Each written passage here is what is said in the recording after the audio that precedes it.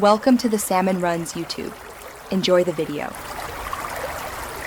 You begin by confirming access and preserving data. Sign into account. Microsoft. Com and export OneDrive files, Outlook mail, and contacts so nothing is lost. Once done, cancel recurring subscriptions and save receipts because active services block closure. Make sure two-step verification is either available or temporarily disabled so you can complete identity checks. Then go to your info and select the option to close your account to start Microsoft's closure workflow.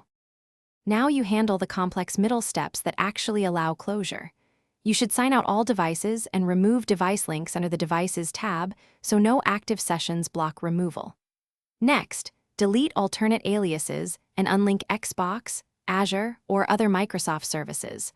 Ownership of subscriptions and licenses must be moved or canceled.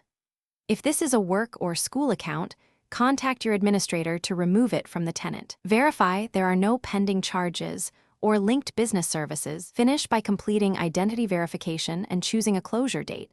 Microsoft typically enforces a waiting period so you can recover the account if needed.